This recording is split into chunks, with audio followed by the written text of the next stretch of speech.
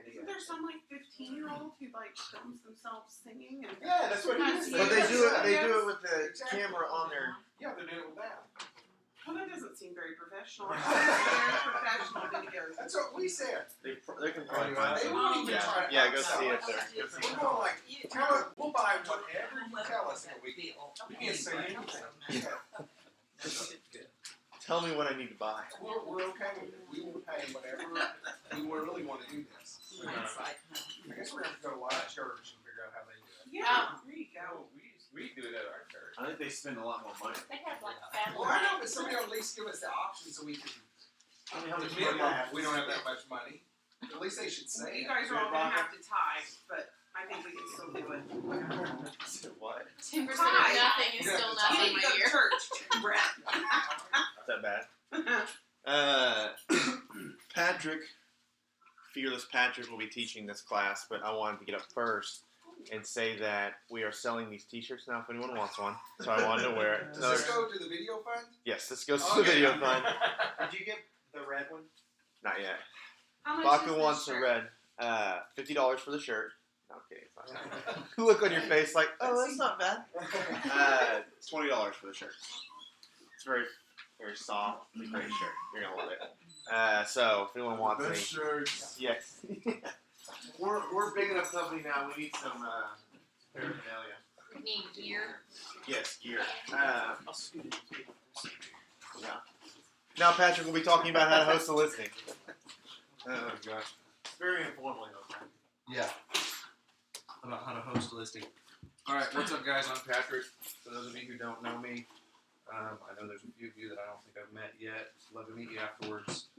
Okay, so last week, basically you guys were, if you were here last week, you learned all about how to call on FSBOs, how to go on appointments, how to capture those clients, right?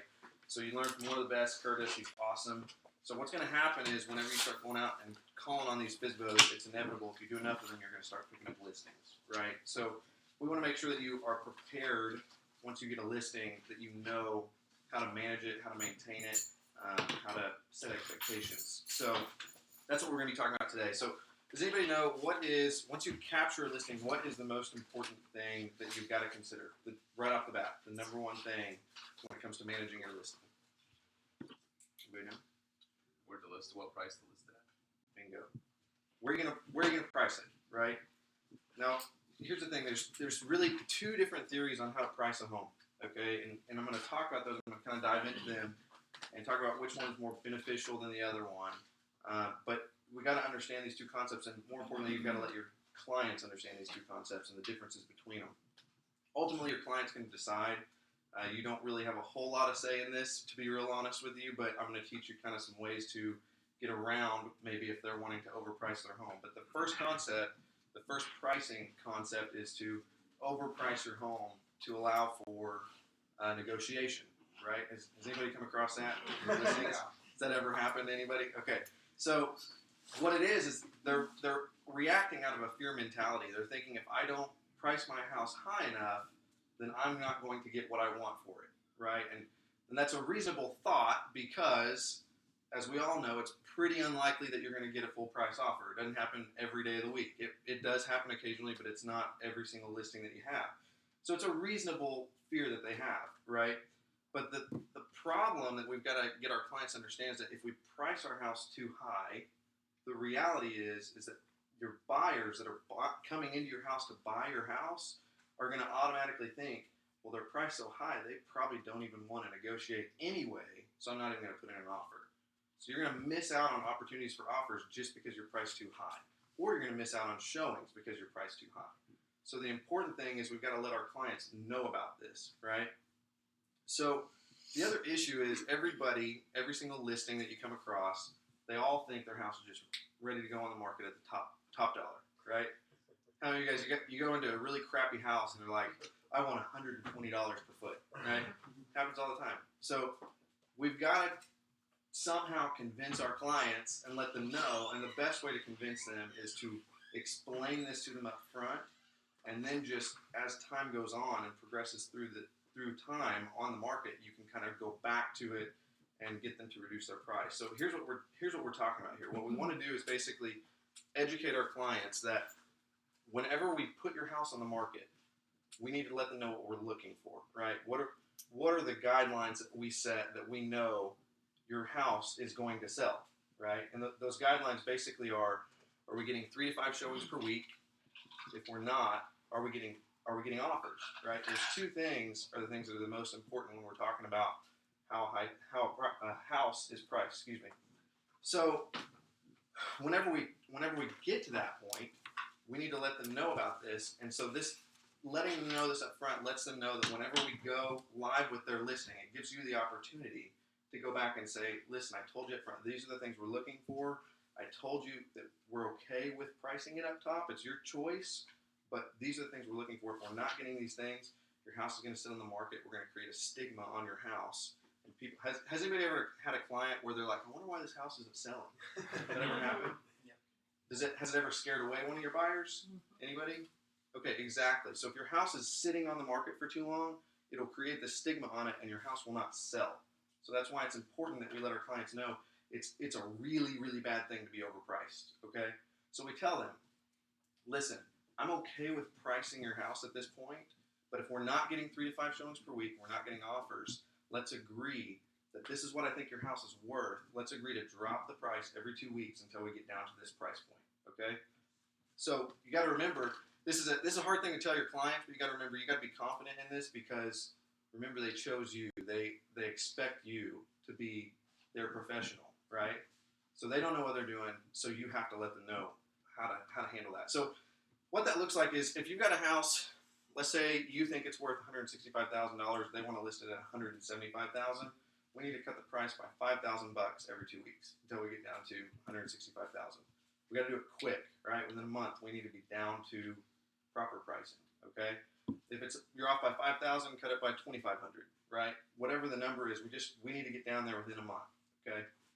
So the other pricing theory I would say is to price your house correctly, right? And sometimes our buyers or our sellers have a problem with this, but the reality is it's a pretty simple concept. If we price it correctly, or maybe even a little bit below market value, what's going to happen is it gives us more opportunities for showings. We're going to have more showings on the property, right? More showings on the property gives us more opportunity for offers. More offers gives us multiple offer situations, which creates competition, right? And when we create competition, people start paying more for a house. So it's very possible to list a house at $155,000 and sell it for $165,000, right? So that's the pricing game, and you've got to determine which one of those methods is best per client. And to be real honest with you, a lot of times your client's going to decide that for you. So keep that in mind.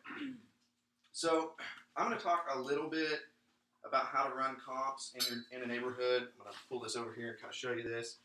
I'm not going to go too in depth because really this is probably going to be a case-by-case scenario that you're going to have to take a look at, with your mentor, probably for your first few listings anyway. But I want you to kind of have an idea of how do we set a price for a house.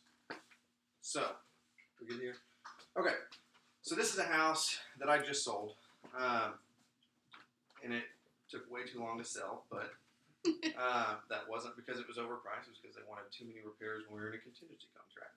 So, I'm basically just showing you this house just so you can kind of see what the property looks like so that we can go back and go over how to find comps for it, okay? So this is our house. Nothing wrong with it. It's a little dated, right? There's nothing wrong with the house. It's a good house. About 3,000 square feet in Warwick West Edition. So when I was trying to come up with the pricing for this house, what I started to find was whenever you go into pull your comps, this is the way I pull comps, by the way. So I go into do a quick search. I'm going to choose active, pending, and sold. I'm going to start off with 365 days.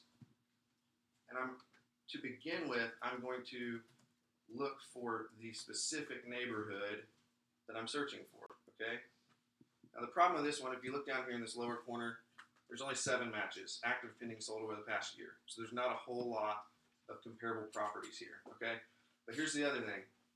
When we start looking at these properties, and Curtis taught me this is a great piece of information to know. So when an appraiser appraises a house, when they're looking at comps, they can only use a house that is within 15% less in square footage and 15% higher. Okay, so what does that look like? What that looks like is like with this house, it's 3,057 square feet. If I take 15% off of it, I'm gonna do times 0.85. Then I basically have 2598 square feet. That's my low end. 2598. And then if I add 15%, I'm going to do times 1.15.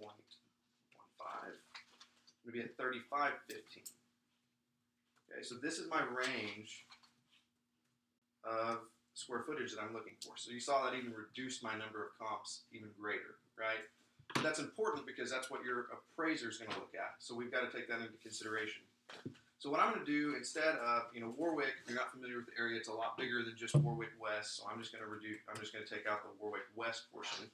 Now I've got 42 matches, right? So this is a lot better opportunity for me to find my listing or find out what I should price it Patrick, at. you might tell some people may not know what that asterisk does for you. Gotcha. Okay, good point. So this asterisk here, basically, without it, watch what happens without it. Basically, that narrows down your search.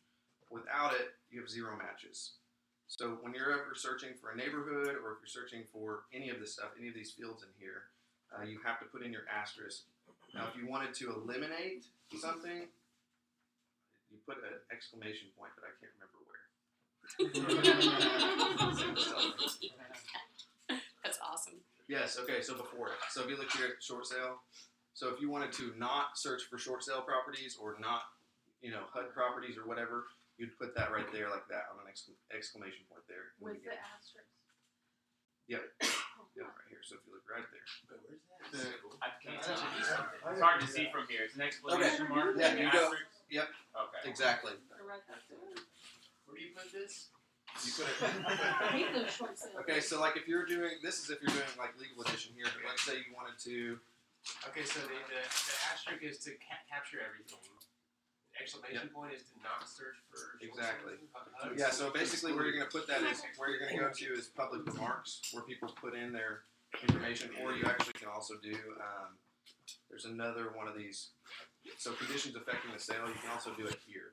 No, handyman. Take out the word handyman. Yeah, how did you figure this out? You're a wizard. Exclamation point. I think that's an MLS class. Yeah, I had an MLS class. You can't search. If you didn't know the asterisk, you weren't able to search it.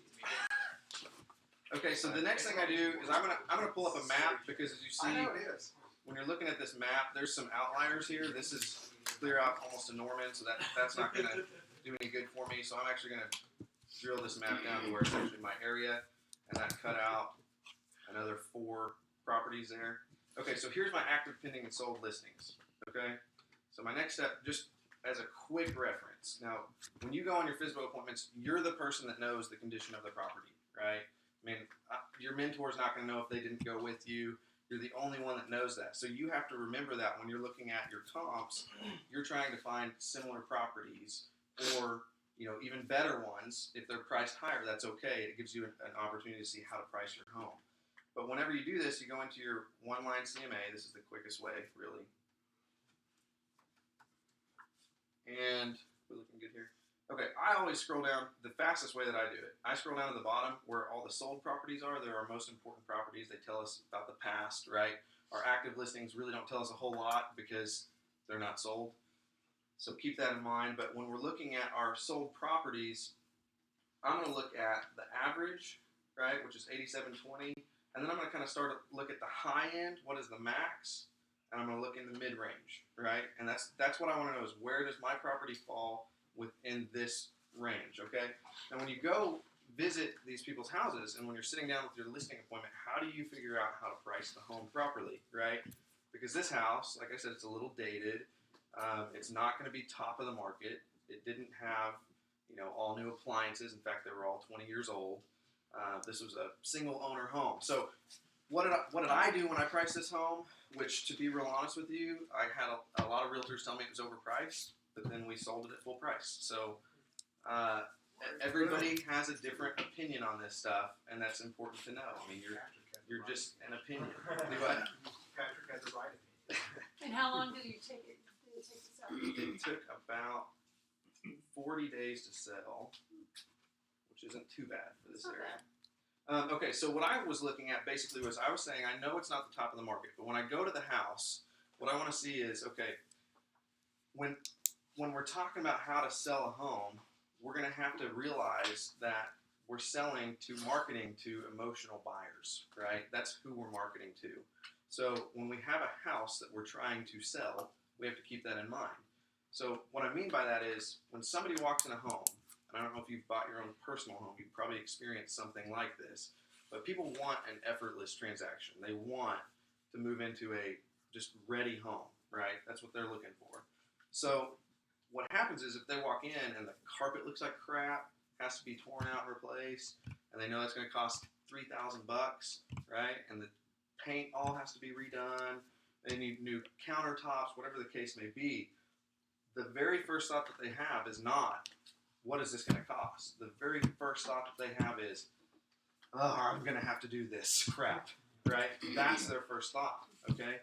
So what does that mean when we're selling a home? What it means is that we don't, as a buyer, you don't actually just walk into a house and think logically, unless you're an investor, right? That's where this all goes out the window. But if you're buying for your primary home, you don't walk into a house and think, oh my gosh, I'm going to have to paint this whole house. It's going to cost me $2,500, right? That's the way you really think immediately because you have to do it. Like, oh, this. I don't want to pay this. I'm going to take $5,000 off the price, right? You double the amount that it's actually going to take to get the job done. So this is the way that you price your house. You look at the top of the market. You go into your house. You say, what does it take to get top dollar, right? If I want to sell this house for $109 a foot, I'm going to have to restain all the woodwork, right? I'm going to have to repaint the whole house, new carpet, the tile's outdated, whatever the case may be. It's got an original 20-year-old AC system, right? Whatever the case may be, you've got to consider those items and you've got to reduce down by double the amount of what it would cost to get down to your sales price, okay? So this is how I got to my sales price on my house. I was a little bit below even the top of the mid-range, right? So our mid-range, our high here is $110 a foot basically, which is crazy for this neighborhood. And then our mid-range, we get up here to 94.6, 94.8, which actually I guess I was pretty close to that. And that's how I price my home, right? I recognize it's not the top. It's somewhere in the middle, and that's the way I price it. So it worked out for this particular home. But really, I just kind of wanted to show you that, the process behind that. Again, you probably need to dive into this a little bit more with your mentor whenever it comes down to you actually working on your particular listing. So keep that in mind. Oh. No, I figured it out. Uh-oh, things are working properly. Don't say anything, Harry. Go on. So that's basically the pricing portion in a nutshell, okay? So the next important part, or most important part, I would say, after you get your pricing done, managing a listing is your marketing plan. You've got to have a good marketing plan in place. The good news is it really does not take a whole lot to have a great marketing plan in place, okay? Your job really is you need to make sure that your clients understand your marketing plan. So we've already talked about buying a house is driven by emotion, right? Why is that important? Because people are going to go in their house and they're going to want a specific house. They don't fall in love with the idea of necessarily living in one specific neighborhood. Has anybody ever heard the phrase buyers are liars? If you know Brandon Baca, you've heard it, I promise. Okay, the concept behind that is a buyer may tell you, right? Let's say you've got a buyer, they're pre-approved for $200,000, but they tell you, I'm not spending a dime over $150,000, right? Or I'm only going to live in Warwick West. Well, there's a whole 2-mile block there that they're really going to consider if they find the right house. Buyers are liars, okay? And they don't even necessarily know it, right? They don't mean to be. It's just that's the reality. And the reason for that is because they fall in love with an idea of a place, okay? Whenever they walk into a home, they don't just look at the surroundings. They imagine their family there, right? Their kids playing in the backyard or swimming in the pool, right? Whenever you bought your house, that was a big deal for you. So that's what people look at when they're buying a house. So we have to realize that from a marketing perspective, that's who we're marketing to, right? So the reason that that's important is because we've got to market to them properly or else they're not ever going to come see your house, right? So does anybody know or have an idea, if I were to ask you the question, what industry spends more money on marketing than any other industry in the world? Anybody know? Have a guess? you're asking, I'd say real estate. How many commercials? What kind of commercials do you see when you're watching? Car. Insurance, Exactly. cars. Exactly. You nailed it on the head. David It's the auto- Stanley is what somebody said. It's the auto industry. David Stanley, particularly, you're looking at. That's funny. No, it is the auto industry, right? And the interesting thing about the auto industry is, in a lot of cases, we're talking about a $30,000 item, right? You don't see Tesla commercials here; they're $100,000 cars, right? But we see Honda commercials all day long, right? Kia, whatever the case may be, we see commercials all day long for these cars. We have to realize that we're marketing something far more valuable than a car, right? And we've got to get our sellers to understand that, because if they don't understand it, we can't sell their house, okay? So keep that in mind. So with that being said, the first thing I want to talk about on your marketing plan is you've got to have killer photos. Without killer photos, you're just wasting your time, okay? Here's the thing, when you think about photos, and this is what you got to let your clients know, because it's a weird dynamic with photos. Steve teaches this, Brandon teaches this, and it's the truth, okay? When you have photos on a property, they're supposed to be used as a teaser to get people into that property. It's a gateway to that house, okay? So the reason that's important is because we want to talk about the reason why we don't suggest you put 35 photos on the MLS or 75 on Zillow, right? The reason for that is because when people are looking at houses, people look at thousands of houses, right? Hundreds of houses, whatever the case may be, tens of houses, however many it is, they look at a lot of houses at a time. And what happens in the psychology, right? Psychologically, they're systematically thinking of a reason not to go view a house. They're not doing the reverse. People want to believe that you're going on looking at photos, trying to find a reason to go see a house, but because of the vast number of options, it's actually the reverse. They're looking at pictures and they're categorizing in their mind why this house will not work for them, okay? So you need to let your sellers know that. And that's why we use roughly 15 photos. That's all you need. You need no more than 15 photos on your MLS. And you tell your clients this because they're going to wonder why you're not putting 35 photos on there, right? But the reason is because we don't want to give somebody, maybe it's just that one, that's the 34th picture is the one that somebody looks at and they're like, I don't like that toilet. Exactly. Please take a picture of the toilet. Yeah. Please. With Exactly. a lid Picture of the toilet. So yeah, and you don't need them. Exactly right. You're gonna have pictures of toilets, legitimately, if you're putting 35 pictures up there. You just don't need them. So keep that in mind, okay? Let me also say this, and I would say 15 photos is even for like a pretty, like we're saying $300,000-$400,000 house. Most of your houses, in the $150,000 to $200,000 range, 10 to 12, because you don't have that much stuff to take pictures of. I mean, and by the way, and also make sure when they're staging, you're getting into this, but one pink bedspread can ruin the whole deal. So, the kids' room that's all frozen with stuff on the walls, with those pasted pictures of whatever. Take them down. Elsa, yeah. You have any guidance on like the order of the photos or just I'll reasonable? let Alex take that. Yeah, I have a preference. I don't know if it's the official Kevo preference, but I bet it is because I'm sure everything I say I get from Brandon. So the order that I do, I start exterior front. I move into the kitchen area because that's what people love. Second to, the exterior of the house. Then I go into the living area, great room area, and from there I'm going to go to, bedroom, starting with a master suite. So I'm going to go master bedroom, master bath, if it's a nice master bath, closet, that whole section. And then lastly, if there's anything special to other bedrooms, I might put a photo or two of other bedrooms, but you really don't need them. A bedroom's a bedroom unless it's something special. So I may have, if I just don't have anything else, if I'm doing like a 1,500 square foot house, I might do the hall bathroom if there's 2 bathrooms and if it's a good bathroom, but it really just depends. By the way, that was correct. That is Kevo's policy. Yeah, thank you. And It's the official. other websites that pick them up, like Realtor.com, are going to pick up your first 4 that you load. So you need to pick your 4 best ones. That's why we pick And them. by the way, that's also the order and how people select houses when they go into them. It's usually kitchen, living, master bedroom. So if people, sometimes they say, well, what do I fix up if they can't? It's like those are your most important things. Your curb appeal, your great room, your kitchen, master bedroom. where you want to spend all your money. Would you make the backyard the last photo or? Yes. Yep. Unless it's like a bigger house, and I mean, if the backyard has something special to it, like a pool or something like that, absolutely yes.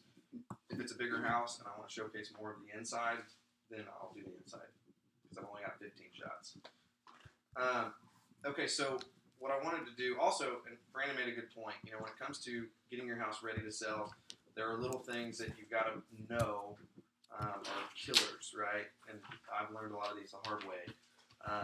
But you know, things like faux finishes on walls, very dated.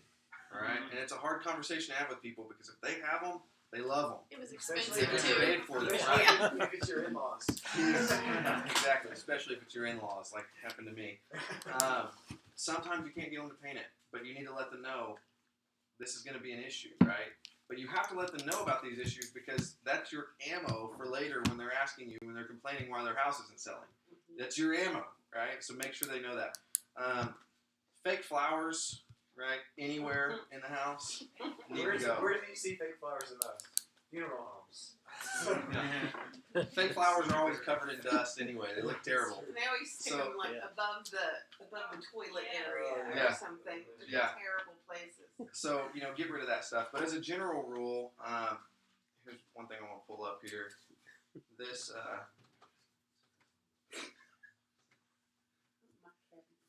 okay, so this website here, realestatePhotoPrep.com, is a great tool for you just to forward to your clients. I mean, this is just, it goes through detailed information on how to prep your home for photos. What's it called? Is this Ryan Wells's? Yep, www.realestatePhotoPrep.com. I don't know anything anymore. I should look at his website. This is not on his website. This is a totally separate page. But, Oh, nice. so this is just, I mean, this is, do what? He also has, if you schedule photos with him, which I'm not going to endorse a particular photographer here today, but if you schedule photos with him, he also sends in the email, there's an embedded picture that's like, got all this stuff just kind of drilled down into one little square that you can just pass on to your client as well. So that's basically that. What I want to show you guys is a couple of kind of case studies on photos and how they make a difference. Okay, so this is a house that I sold, I don't even know when, a while ago. I want to show you these X's here means that they were the past realtor's property. They were fired. This particular realtor, who I will not name, is one of my least favorite realtors in the city. You may see it on his sign here in this picture, which is a big no-no, by the way. But I want you to look at these pictures. Get out of here. You know who it is. By the way, do not take a picture with your sign in the yard. Yeah, that's a good point. This is a violation. You can be fined.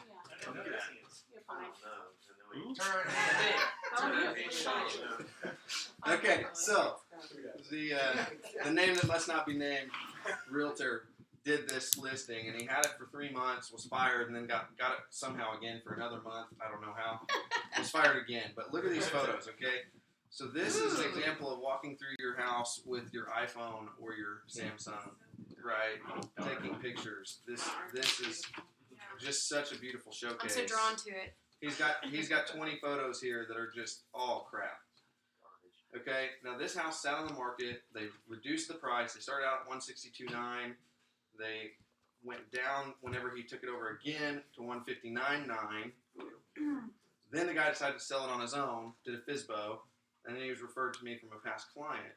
So when I took it over, really all I did was hire a professional photographer. So let's see, where are we? Right here. Okay, so when I took it over, hired a photographer. That's a little bit different. I actually, if you notice, it was Not the same house. It was priced at $159,900. I raised the price to $163,900. Sold at full price in 10 days. Woo! Can we see the rest of the picture? Yep, absolutely. Well, you're just a hero, aren't you? Oh, That's great. Not the same house. You're pulling up different houses. Oh my gosh. Yeah, you didn't even know. Yeah, I know. Wow. Makes you not even hate So They didn't even stage it differently. That's crazy, I isn't still it? think that. Always sort I of. made him replace the carpet. Yeah, the The carpet was watermelon terrible. It's gone now. We'll call So him. that's it. We'll call him K. No. So the difference was not. We got a higher price. We sold it in 10 days. It had been on the market a total of 6 months before that at a lower price. The difference was nothing other than we got the right buyer in the house. Okay, so that's how important your photos are. Okay, So so what was your listing fee on that one? 4.5%, So what do you think the other realtors was? probably 6. So they paid less, got more money. So you got a referral from this guy yet, or you're going to, right? I haven't yet, unfortunately. How long is it different? Did you send the Probably contract to Kyle? No. No. Like a drawing on it. Be like, No. should use better pictures. You should have One circled the other 10 days on trick market. too I use for stuff. If stuff pops up like that orange wall, it was just like 2 walls. It was ugly. It'd be pretty easy to paint. What I've done in the past, if there's something I know that needs to be changed, and I don't really want to tell them that it's ugly or something, I'll call people who have showed the house, a realtor, and tell them to put in feedback. Orange wall is ugly. And then I'll just say, hey, here's the feedback we're getting, guys. And I'll so do that too. use I that. just lied and That's a said. great point. use that as a tool to put your recommendation into the mouth. Yeah, into the mouth of the Here's another thing, just as you're setting seller expectations, and Patrick touched on this before. Do not be afraid to tell people what's wrong with their house. Okay, even if they're not going to change it, if you say it, right, you can call back and say, hey, and Steve says, hey, we make a top 10 list. Here are the 10 things that you need to do, at least 10, right? They're not going to do all of them, probably, in most cases. Hopefully, the ones that will, the ones that, by the way, that do every single thing that I've told them to do, right, their house is going to sell. And it's going to sell quickly, right? But they are probably not going to do every single thing, but you can come back to them and say, remember we talked about this? Boom. Your house smells like cat pee? Right? Or, you know, the orange wall or the faux finish. Remember we talked about that? So the realtors are saying, hey, so Brent takes it a step further than I would have by actually getting the realtor submitted. I just call them and I just say, yeah, this is what they said. So. I like it when I call them on Mondays and they're scared I'm calling. Yeah. Yeah, exactly. Because they're not calling me like, did they sell? Yeah. They're scared I'm calling them on Monday because to find out they didn't do their homework. This is going to be the last one I show you photos of. This is the epitome of FSBO success, by the way. For those of you who haven't heard the story, I'm going to outline it super quick because this just kills what Curtis said last week. It just is the reason you should do them, okay? So this guy, this is not the FSBO that I called on. The FSBO I called on was an $850,000 house in Fairview Farm. I saw the house 2 months after seeing the house. It was still on the market. I had a friend that was looking for a house in that price range. I showed him about 10 houses. He wasn't feeling any of them, so I took him to the FSBO. FSBO was the one he wanted to buy. So I sold the FSBO, but what was weird was we had to sell this guy's house first. This was my buddy's house. The guy didn't want to wait for the transaction to happen, so he said, I'll buy that house if he buys my house, and then I'll just sell his house. Right? That's At random. At least I'm only $450,000 in instead of $850,000, and I know this other one will sell fast. So they trade houses, right? Then I get to list this house. I made commission on both sides of that transaction for the first house that was a FSBO and this house, and then I got to relist this house. This house. When we listed it, it's in a weird neighborhood. There's only new construction, pretty much, and this was built 2 years ago. So I actually priced this at the top of the new construction pricing. And the reason I did that, when I came to this pricing, if you look at the kitchen, this house has about $30,000 worth of appliances, where the rest of the houses in the neighborhood have about $7,500. So I decided I was going to price it up high. Got really great pictures. Within a week, had multiple offers. Drove the price up. We sold it for $9,000 above asking price, cash, 2-week close. I just sold those people's house. They were the one in Warwick West that I showed you originally. So that is why you should call FSBOs, because you never know what's going to turn, what's going to come from it. And that's why you should get really great photos, because you can get multiple offers and sell a house really quickly. So how many transactions was that off one call? It was 4. So that's all I'm going to say about photos. Happens every time. They speak for themselves. They speak for themselves. So do it. Get great photos.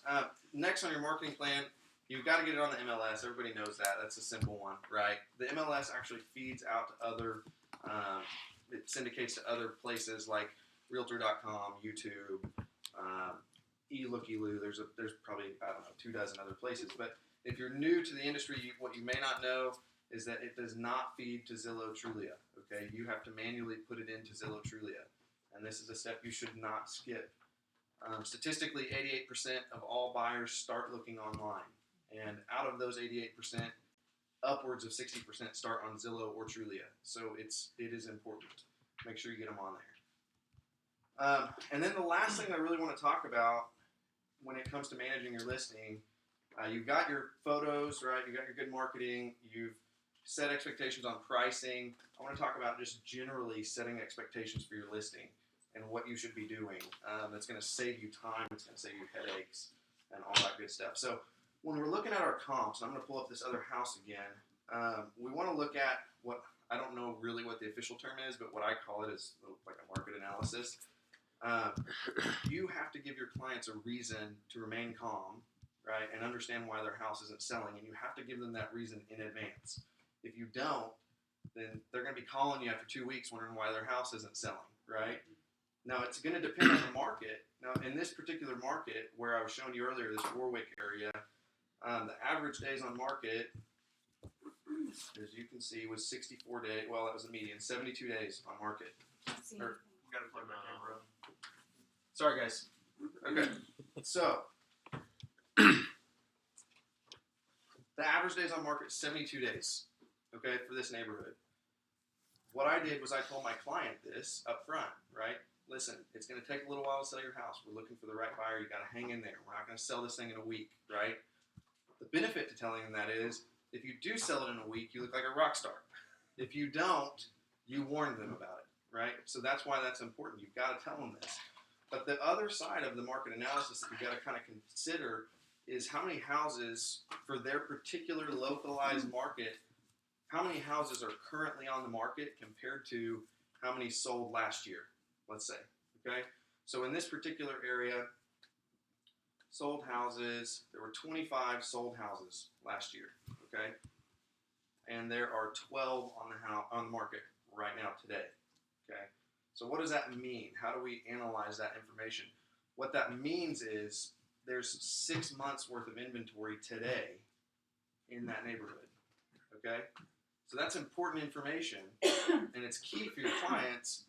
And the reason you have to tell them this information is because they need to know, yes, the average days on market last year, over the past year, was 67 days or 72 days, whatever it was. But there's 6 months worth of inventory right now, okay?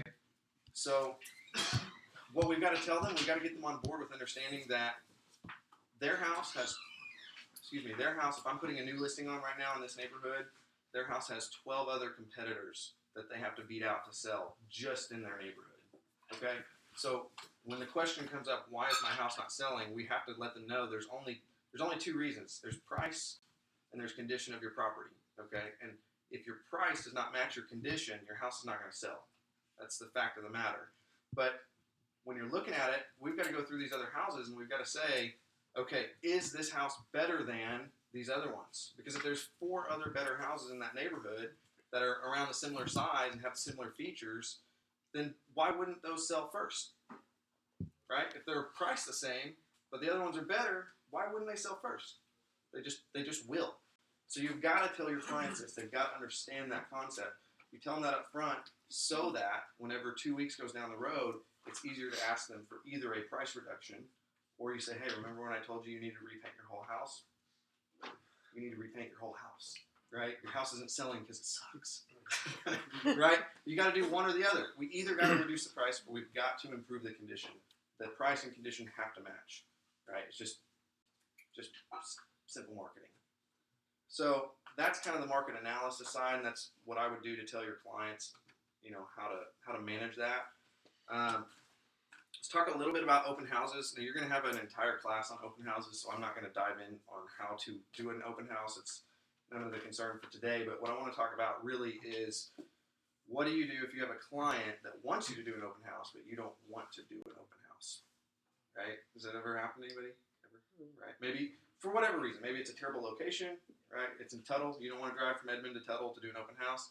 Or maybe it's a $100,000 house and you've got two other $250,000 listings that you'd rather sit on. Whatever the case may be, how do you get out of doing an open house? The first method, and this is probably my preferred method, honestly, is to realize that at Kevo we work as a team, right? And there are always agents that are looking for open houses. I got 4 text messages from agents last week or this week asking to do an open house on one of my properties, and they're doing it, right? One of your team members or something, right? So the thing to remember is we have a team that can support you. So if your client is absolutely dead set on having an open house because they think that's going to sell their house, then say, okay, listen, I have a team. I'd be more than happy to have them come out and do an open house for you as long as you're okay with it. You know, it's somebody that I work closely with. They'll come do a great job and get it done. Get on the phone with your mentor, you know, get on our private Facebook, you know, page or whatever, send out company-wide emails, whatever the case may be, get somebody to do that open house, and you'll find somebody, I promise.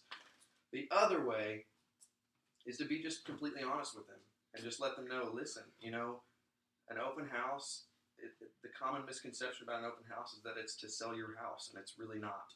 It's a tool that realtors use to gain other buyers for other properties, because the likelihood of somebody walking in your door loving that house and buying it is very, very slim. So we use it to pick up other buyers. I don't really feel like your house is the proper house that's going to get to be sold by an open house. So I really don't want to waste your time, right? It's a kind of tough conversation to have, but if you're honest with them, they will probably appreciate the fact that you don't want to waste their time on a Sunday having to clean up, get out of the house for 2 hours. But if they still insist, go back to plan A, get on the phone, find another realtor, tell them one of your team members will be there, right? So that's how you handle that. Okay, the last thing I want to talk about really for managing a listing properly, and then I'll be done. Really, when it comes to your listings, what do you think the number one question you're going to hear over and over and over again is? Does anybody have any idea? You've probably already heard it dozens of times. Anybody know? From who? From your listing, from your seller. Why would I want to go with you? No, I'm talking after you already have the listing. You've already got the listing. What have you done for What's the me lately? feedback from yesterday's showing? Oh, Right? What's the feedback from today's showing? What's the feedback from the showing that's currently happening? Right? This is what your clients are seriously asking you this question over and over and over again. And you have to find a way to shut that crap down. I mean, honestly, or else you're going to get a lot of phone calls throughout the week that you don't have time for, that you're not prepared for, right? And you're going to look like an idiot to them. So the concept here with this is, what you need to tell them is, listen, I take feedback very seriously. I know it's invaluable, right? What I'm going to do is at the end of every week, you pick a day. Whatever day works for you is great. Mondays are typically best because it's fresh off the weekend and most of your showings are going to happen on the weekend. But pick a day. If Tuesday works better, tell them, I'm going to call you every single Tuesday morning. And every single Tuesday morning, we're going to go over the feedback from the previous week, okay? And when we go over that feedback, I'm going to answer any questions that you have, and we're going to talk about a game plan to get your house sold quickly, okay? You tell them that up front, so whenever they text you or call you with, hey, what's the feedback? I haven't received it yet. I'll let you know on Tuesday, right? You shut it down. Then you call them next Tuesday. But don't forget to call them. That's the key point, right? If you tell them you're going to do something, you got to do it. But that's going to make you, believe it or not, look a lot more professional. Because try having, and I haven't run into this problem specifically, but when you get to the point where you have 12 listings, right, and you've got 30 showings going on a week, and somebody calls you and says, what's the feedback from 30 minutes ago? And you're going to say, I've got no freaking clue, right? And you look like an idiot on the phone. But by sitting down for 5 minutes, looking over the past feedback for that property for the whole week, you can analyze it, you can come up with a game plan, you can make the phone call, you can make your seller feel happy, right? So, and you're going to save your own time, you're going to be able to sell and not worry about your listing. Do you like set expectations that not every realtor is going to leave them feedback? Oh, yeah. Yeah, and that's a great question. And sometimes I forget, and then it's a big headache, because I've got to tell them, I haven't heard anything, right? But absolutely, not every realtor does provide feedback. And Yeah. For me. I provide feedback maybe 20% of the time. So it's one of those things. You may actually, like Brett does, you may actually have to call other realtors to get some feedback so that you can call your client on Tuesday and have something to tell them, right? So, I like to just go back to the top 10 list and be like, hey, remember it was your walls because you didn't paint. That's what they said. They said that. They said it verbally. Yeah, you just make stuff up. yeah, They exactly. need to hear. So, anyway, guys, that's all I've got on how to manage the listings. Anybody have any questions?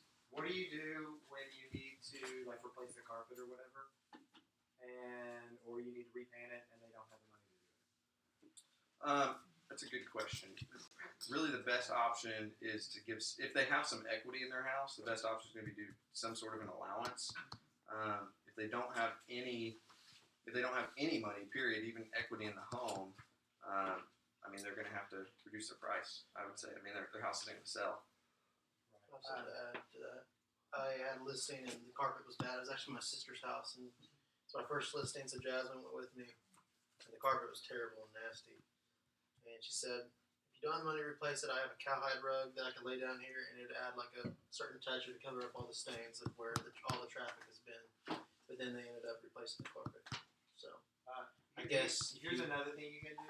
By the way, if there is a problem in the home that's glaring and it's like carpet or paint or something like that, and your sellers do not have the money to fix it, okay, you have to get a carpet guy out there to give you a bid and a couple of carpet samples. Because if you say allowance, you open up the whole world to like their whatever. Well, I want to use my carpet guy with this carpet and it's $5,000 and you're only using a $2,500 carpet allowance. You can't leave it open ended like that. You have to provide a solution to the problem. So what I do is I have my carpet guy go out. I have him give me a bid with a couple of different carpet samples, and I put them on the countertop, and I go pick one of these instead of giving an allowance. So that way, and then they have an actual number value to the problem, right? Or if it's repaint, get a paint guy to give you a bid instead of doing any allowance, and then you just say it's going to cost this much to paint it, and then you can get those contractors to do it after the sale order. In some cases, depending on sometimes I can get the contractor to go ahead and do the work like the week before closing, and then put the carpet in and close on. But yeah, you've got to provide a solution to every problem. I've had them just replace if they have no money, I have them replace the first room they walk into and nothing else in the whole house. Because if you can't get them, they're going to decide within 10 or 15 seconds when they walk in. So I've had them just replace the living room carpet and leave the bedrooms trashed. And it still works because they walk in, they go, oh my God, we love it. And then they start going, they kind of go down. But that's an easier sell than them walking in and go, and killing it within 10 seconds.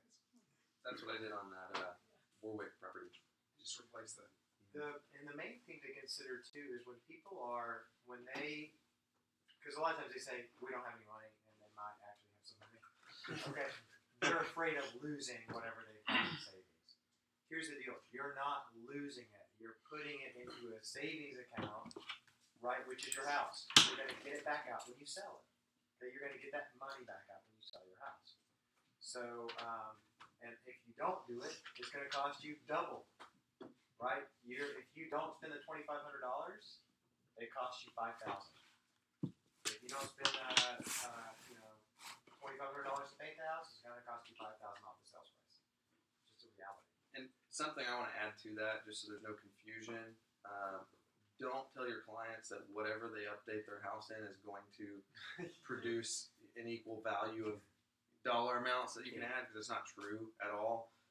Except for your key staples like your carpet, your paint, granite countertops, if the rest of the neighborhood has them, right?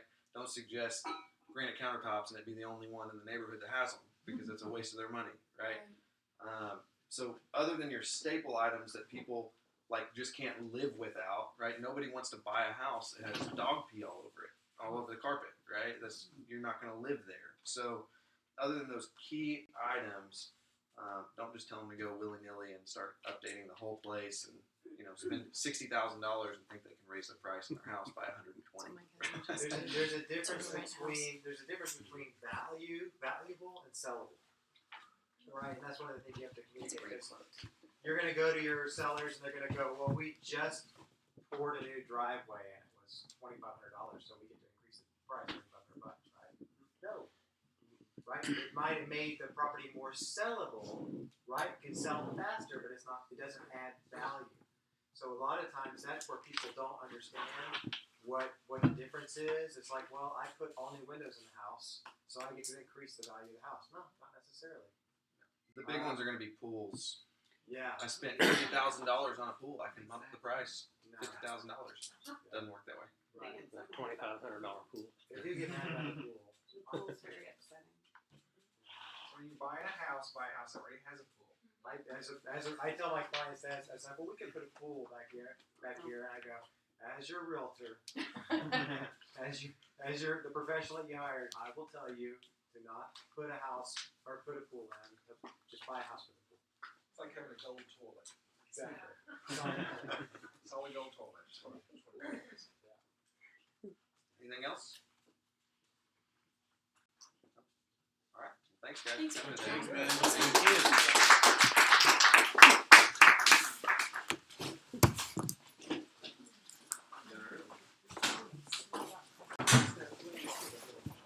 That's the area where you're giving, where you're discussing feedback. Don't get your wallet. That would be bad. That's spooky. Someone wants to, do you still share feedback? By the time I see your reviews, it's already become a. All right.